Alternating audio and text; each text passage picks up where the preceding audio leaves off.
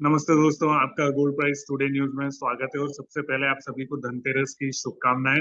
और आज हम चर्चा कर रहे हैं सोने चांदी के भाव की कि अगली दिवाली धनतेरस तक सोने चांदी का भाव कितना हो सकता है। और इस पर बात करने के लिए हमारे साथ ऑगमाउंट से उनकी रिसर्च की हेड डॉक्टर रेनिसा चनानी जी हैं। रेनिसा जी, आपको धनतेरस की और दिवाली की ढेर सारी शुभकामनाएं। व्यूअर्स को भी धनतेरस और दिवाली की बहुत सारी शुभकामनाएं। तो मैम, पिछली दिवाली से अगर हम देखें तो सोने के भाव ने करीब 30% से ज्यादा और चांदी ने 35% से ज्यादा रिटर्न दिया है। तो पिछली दिवाली जिन लोगों ने सोना और चांदी खरीदा होगा तो उनके लिए तो बहुत ही बढ़िया रहा। जी बिल्कुल। इंडियन टर्म्स में हम देखें तो गोल्ड की प्राइसेस ऑलमोस्ट 31% जितनी बढ़ी है एंड सिल्वर की प्राइसेस 39% बढ़ी है पिछले दिवाली से। और अब अगर आप इंटरनेशनल प्राइसेस को कंपेयर करते हैं तो उसमें 8 से 10% ज्यादा गेन्स है, बिकॉज हमारे यहाँ पे ड्यूटी कट हुआ था, इस वजह से गेन्स थोड़े कम है। ये जो लास्ट ईयर जिसने गोल्ड खरीदा था और सिल्वर खरीदा था उनकी चांदी ही चांदी है इस बार। क्योंकि जिस तरह से काफी फैक्टर्स इस साल आए हैं 2024 में, जो बुलिश फैक्टर होते हैं, सारे के सारे बुलिश फैक्टर्स एक साथ दे आर एट प्ले।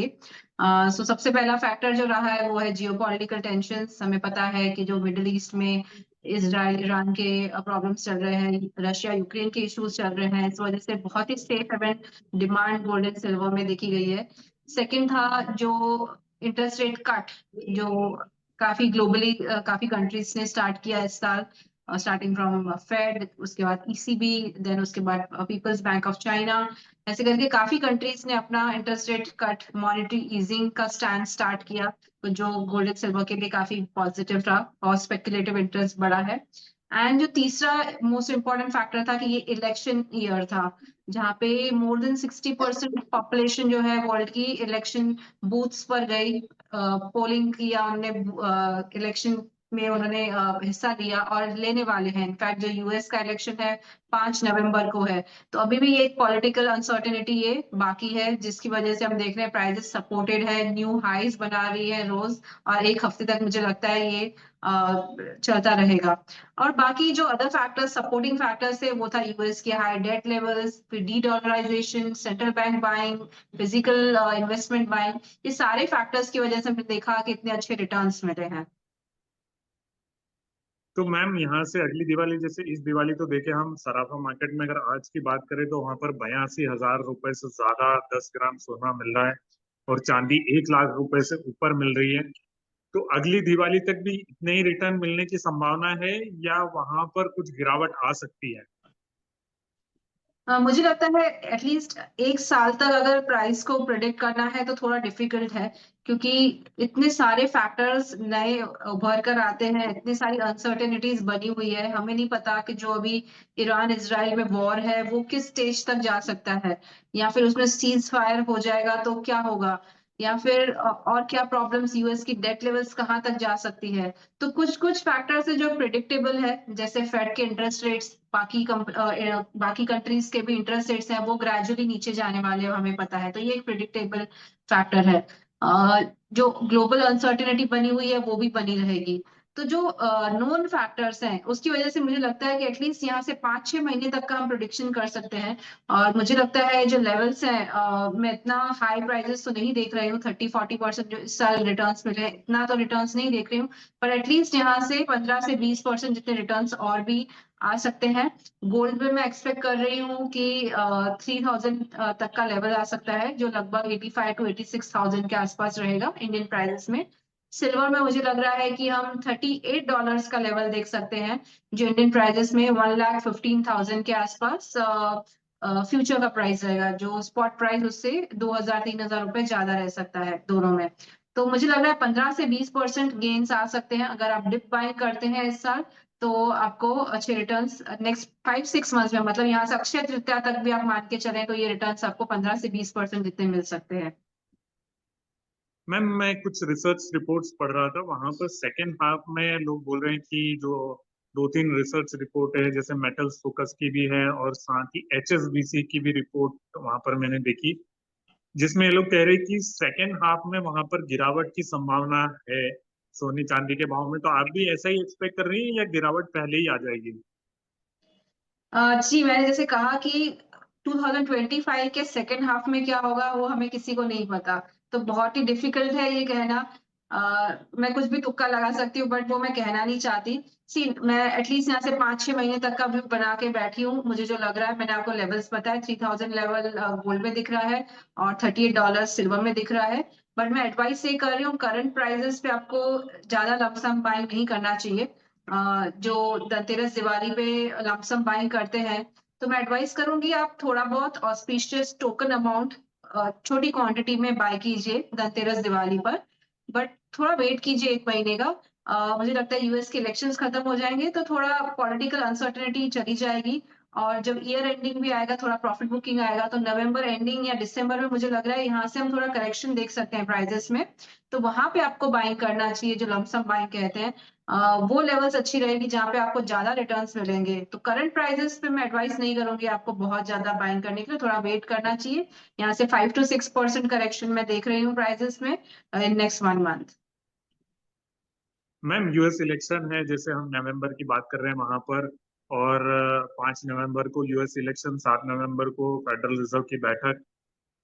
तो आपको क्या लगता है, ट्रम्प के नॉर्मली ज्यादा चांसेस बन रहे हैं, जैसे प्रेडिक्शंस भी हो रहे हैं, तो आपको क्या लगता है कि ट्रम्प आएंगे तो किस तरह से सोने चांदी के भाव मूव करेंगे, या कमला हैरिस आएंगे तो वहां पर क्या कुछ होगा? जी ये जो पॉलिटिकल अनसर्टेनिटी बनी हुई है, और मिस्टर डोनाल्ड ट्रम्प और मिसेस कमला हैरिस दोनों के बीच में नेक टू नेक कंपटीशन चल रहा है। आप देखेंगे तो जो उनके पोल्स दिखा रहे हैं, तो ऑलमोस्ट दोनों के 48% 49% चांसेस हैं जीतने के। और ये नेक टू नेक है, कोई कह नहीं सकता कि कौन जीतेगा, लास्ट डे तक वो डिसाइडेड नहीं है।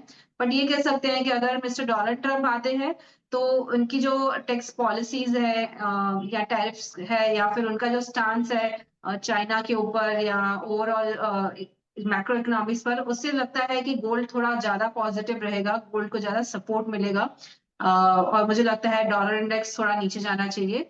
और अगर मिस कमला हैरिस आती हैं पावर में, तो मुझे लगता है कि जो गेन्स देखे जाएंगे वो स्लो एंड ग्रेजुअल रहेंगे। तो ट्रम्प का आना गोल्ड के लिए ज्यादा बुलिश एंड पॉजिटिव रह सकता है। एक हम एक रिलीफ रैली, एक बाइंग भी देख सकते हैं उस टाइम पे, अगर ट्रम्प जीतते हैं तो प्राइसेस स्पाइक भी लगा सकती है उस टाइम पे, जब अनाउंसमेंट या फिर जब रिजल्ट्स आएंगे। और मुझे लगता है कमला हैरिस से थोड़ा gradual slow and steady gains रहेंगी, क्योंकि ओवरऑल फंडामेंटल्स तो अभी भी गोल्ड के पॉजिटिव है। बाकी फंडामेंटल्स को देख के स्लोली एंड स्टेडीली धीरे धीरे प्राइसेस बढ़ेंगे। मैम, जैसे मोस्ट ऑफ द जो फेड वॉच टूल पे एनालिस्ट हैं, या जो वहां पर इंडिकेट कर रहा है 0.25% का रेट कट 7 नवंबर की बैठक में हो सकता है। मान लीजिए अगर ये रेट कट नहीं आता है तो फिर क्या होगा? सी उसकी संभावना तो बहुत कम लग रही है मुझे।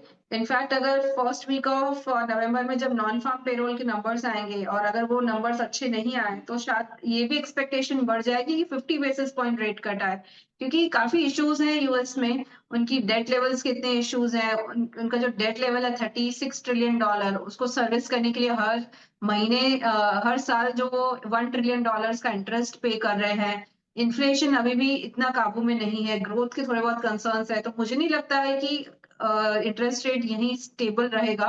नवंबर दिसंबर 25 बेसिस पॉइंट्स कट आना तो ऑलमोस्ट सर्टेन है।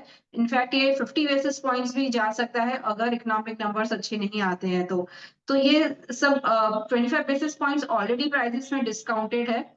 तो मुझे लगता है कि अगर कुछ चेंजेस आते हैं, ऐसा नहीं होता है, तो प्राइस उस तरह से रिएक्ट करेगी। मैम, आखिरी सवाल मेरा आपसे, कि जो लोग गिरावट का इंतजार कर रहे हैं, जैसे आपने कहा 1 महीने में, तो कितना वहां पर आ सकता है भाव नीचे? 2,000, 3,000, कितने तक भाव नीचे आ सकते हैं, या 1 महीने में, या जो आप कह रही हैं कि आगे कुछ संभव है? मुझे लगता है यहाँ से 6 to 7% की गिरावट आ सकती है।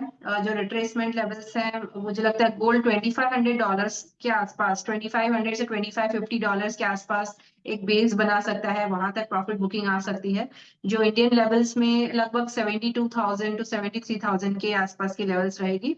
एंड सिल्वर में मुझे लग रहा है ये रिट्रेसमेंट $31 से $31.5 के आसपास तक आ सकता है, जो इंडियन लेवल्स में लगभग 89,000 टू 90,000 तक की लेवल्स रहेगी। तो that would be the right time जहाँ पे आपको बाइंग करनी चाहिए। गोल्ड में अराउंड 70 टू 73,000 के आसपास, सिल्वर में अराउंड 90,000 के आसपास। और जो टारगेट्स मैंने बताया, गोल्ड में 86,000 तक जा सकता है, मतलब आपको 73,000 पे आप बाय करते हो तो 86,000 20% जितने गेन्स मिल सकते हैं। सिमिलरली सिल्वर में अगर आप बाय करते हो 90,000 के आसपास और 1,15,000 तक के जो टारगेट है वहां तक आप देखो तो 25% जितना गेन्स एक्सपेक्टेड है। तो ये एडवाइजेबल है, ये स्ट्रैटेजी यूज कर सकते हैं। अदरवाइज मैं चाहती हूँ कि सबसे बेस्ट तरीका जो होता है गोल्ड एंड सिल्वर में इन्वेस्ट करने के लिए वो होता है SIP। जिसने भी अपना अभी भी इन्वेस्टमेंट स्टार्ट नहीं किया है गोल्ड सिल्वर में, एटलीस्ट 20% पोर्टफोलियो का गोल्ड एंड सिल्वर में जरूर बढ़ाएं, अपना पोर्टफोलियो डालें, जिससे आपका रिस्क एडजस्टेड रिटर्न्स काफी अच्छे हो जाते हैं। आउट ऑफ 20%, 10 से 15% गोल्ड में, 5 से 10% सिल्वर में, ये स्ट्रैटेजी यूज करने से आपकी रिटर्न्स काफी अच्छी बनेंगे। एंड SIP करके चलिए, हर महीने थोड़ा थोड़ा इन्वेस्ट कीजिए। नहीं किया है स्टार्ट तो 1 नवंबर से स्टार्ट कीजिए, तो आपके ओवरऑल जो बाइंग एवरेज है वो बहुत नीचे आएगी, आपके रिटर्न्स काफी अच्छे बनेंगे। जी ma'am, thank you so much. आपने धनतेरस के दिन हमारे लिए इतना समय दिया और एक बार फिर से आपको ढेर सारी शुभकामनाएं। और दोस्तों, मैं जो ये रिकॉर्डिंग कर रहा हूँ, ये सैमसंग का एक शोरूम है, यहाँ से अभी मैंने फोन खरीदा है और मैंने सोचा चलिए रेनिशा जी से यहीं से रिकॉर्डिंग कर लिया जाए। चलिए ma'am, thank you so much. Thank you. Thank you.